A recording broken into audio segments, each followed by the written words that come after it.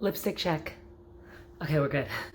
Hey guys, it's Laura from Cool Mom and Collected, and today I want to talk about marriage. I asked you guys on Instagram what you would like to see in my next video, and many of you said a marriage-related video. I am actually married to my first boyfriend and college sweetheart of almost 10 years. It'll be 10 years in December. If you don't know, we're expecting our third baby, which will be here at the end of October. In today's video, I want to talk about how to address conflict with your spouse. I hope that you like, subscribe. Don't forget to hit the bell notification so you can be made known every time I put out a new video, which is every Thursday. It's perfectly normal for marriages to go through dry times. I like to compare marriage to that of a plant. Every marriage is different. Every plant is different. If you don't take care of your marriage, making sure it gets enough sunlight, enough water, good soil, it will likely start to wilt. No marriage is perfect. Every marriage is gonna have dry times, but if we don't know how to properly act throughout those dry times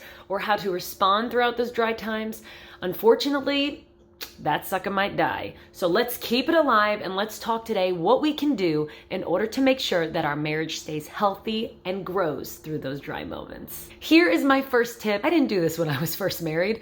Here it is. Don't walk away. I got married at 21. I had actually just turned 22. My husband was 21. I kind of didn't really know how to handle conflict. Like I said, he was my first boyfriend and it all happened relatively quick. So I didn't exactly know how to respond in situations like that. And you know what I did, guys? I took the dramatic movie, romantic chick flick approach. Anytime we got into a heated argument that I didn't like, I would storm off and walk away into the depths or into the bathroom or into the bedroom or wherever I was at the time. Somewhere in my head, I thought that that was a useful tactic, but it was really childish and immature. And I know that now. Walking out of a room is one of the worst things that you can do to your spouse. Sometimes you have to experience it in order to realize that it is not an effective way to solve issues. What I want to strongly encourage you guys is not to leave the room, not to walk away from your partner in a heated rage, especially not to leave the house. The best thing that you can do if you need space is not to just barge out of the room, run away. The best thing to probably do is say, honey, I love you. I'm not gonna lie, this is stressing me out just a bit. I just need a little bit of space. Can we talk about this later? Do you mind? I'm gonna go into the other room. It's important for us as wives, and it's important for the husbands to understand the emotions that we're feeling, that we don't just write people off, because that is one of the worst feelings in the world. I used to do this to my husband, and I was very shocked to see, like, I'm not getting the response that I thought. Like in the movies, when the girl runs away, the guy chases, the scene blacks out, and then he shows up at the door with flowers. And what I realized is that's just really not a good way to get a healthy response. First of all, you don't want to guilt your husband into feeling sorry during a, conflict. And second off, you might just turn the guy away. Don't make running away an option, or one day, ladies, he may just stop chasing you. A perfect marriage is not a couple that has never fought, never gone through anything, because basically then, is it really that impressive they're together? They have nothing to conflict about, nothing to grow about. There's ways to fight peacefully. There's ways to disagree peacefully. And so I want us to focus more on that. Next one, and ladies, this might be hard. Communicate your feelings without accusations. What do you know? Another thing I struggled with when I was first married. When in a disagreement, it's really not the best choice of words to say, you hurt me, or you did this, or you embarrassed me, or this, and that. There are so many different types of phrases that we can use to lighten the mood and not make it such a lot more gets communicated when you explain how you felt when something occurred. For example, when you said this, it really made me feel sad. Or when you said that to your friend, it really made me feel embarrassed. This way of speaking is a less accusatory and less aggressive way to communicate your feelings to your spouse. Speaking this way will not only de-escalate a situation, but it can also allow you to be a lot more heard. Next one. Hoo-hoo! Don't tear each other down. It's no secret that we have the power to hurt those that we are closest to, and that is especially true in a nasty marital disagreement. Tearing down your husband in a fight will only discredit your integrity and will only cause more hurt feelings that drive a wedge between you guys getting back to that place of unity. Just to read it, Proverbs 15:15 states, "A soft answer turns away wrath, but a harsh word stirs up anger." Ain't that the truth? Maintaining a gentle, calm spirit in the midst of an argument can definitely produce a more productive end to a fight and a better response from your husband. Respect is of the utmost importance in a marital relationship, so make sure that you really take caution of the words that leave your mouth. Ladies, don't hold grudges. I'm speaking to myself. This is something that I struggled with.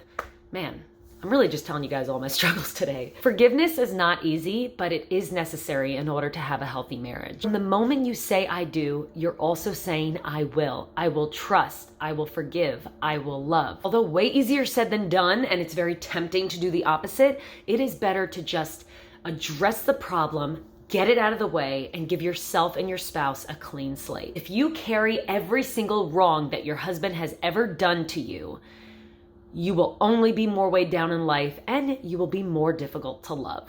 My next point, hear each other. I can listen to someone in the apartment next door to me, but to really hear what they're saying, being very nosy, is extremely different. Make sure that you're not just listening to the words coming out, thinking in your head about the next thing you're gonna say. Anyone can merely listen to their husband blabbing about in a heated argument, but it takes work and effort and love and respect to hearing what our husband is saying. I'm not saying he's right. He's probably not. Just kidding. I'm just saying to slow down and just give him an opportunity to be heard. A lot of women in general have this kind of reputation of being that naggy wife. The Bible even talks about how a nagging wife could it basically kills the boat, it kills the joy. I'm gonna find that verse. It's good to establish that once you truthfully take the time to hear what your husband is saying, he should then in turn do the same for you. I want you to repeat these words. My husband is not the enemy. Reflect on the day that you married your husband. Think about how you felt towards each other. On that day, you were 100% for each other. You were definitely not against. It was the both of you against the world back then. Remember on your wedding day how he held your hand and he told you that he would do you good and not harm for the rest of his life? And remember when you did the same? This is the type of hope-filled, team-oriented attitude that we need in our marriage in order to keep it a success. Not just during the honeymoon stage. Bring that sucker all throughout your marriage.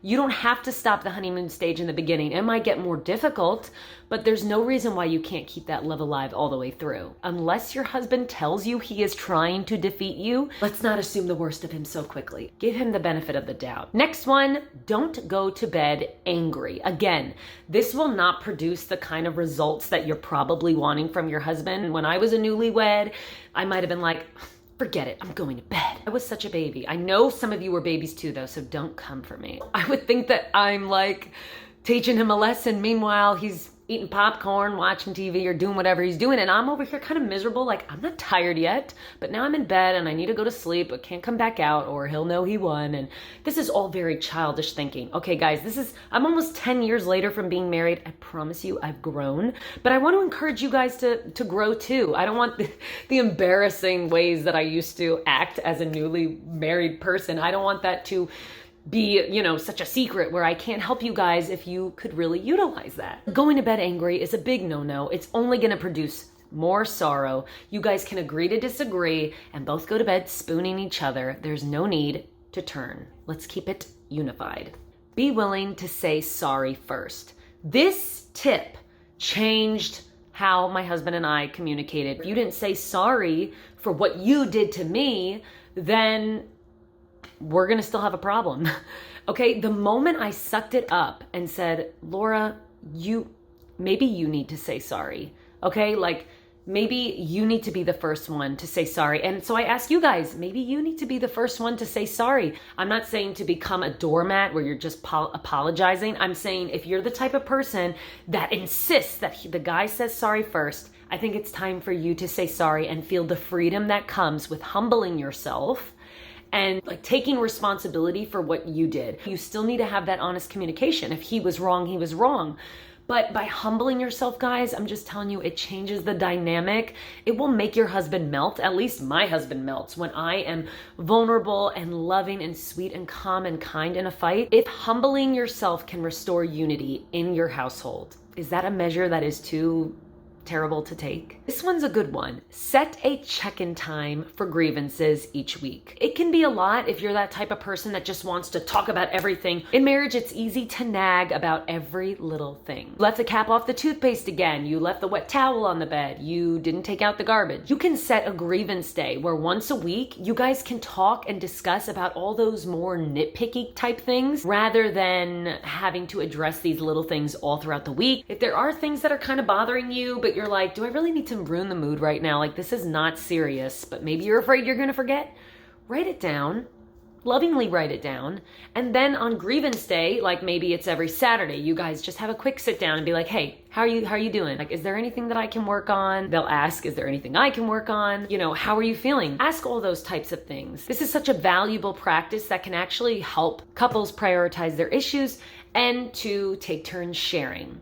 So I highly encourage you guys to try that. My next point, choose your battles wisely. Now, women, if you are a nitpicker like me, then you might want to address every single issue you and your husband have. However, we do need to choose our battles. There will always be something to complain about, but it does not mean there is always something to address. When something really bothers you that your husband does, or maybe your husband says, first just go to your happy place and ask yourself, is this something really worth opening a fight? Is this something that is gonna lead to a positive discussion? Or should I pray, write down these thoughts, and bring it to grievance day, where we can talk it out, where I'm more calm, where I'm more level-headed? Sometimes it can be great proof of self-growth to be able to just step back, have that self-control, give it to God, speak to God, and handle it at a later time. And guys, I just want to disclaim, my husband and I have a very healthy marriage, but we've gone through a lot of this stuff. So a lot of the things that I want to share with you guys, it's not because I'm perfect and never gone through it.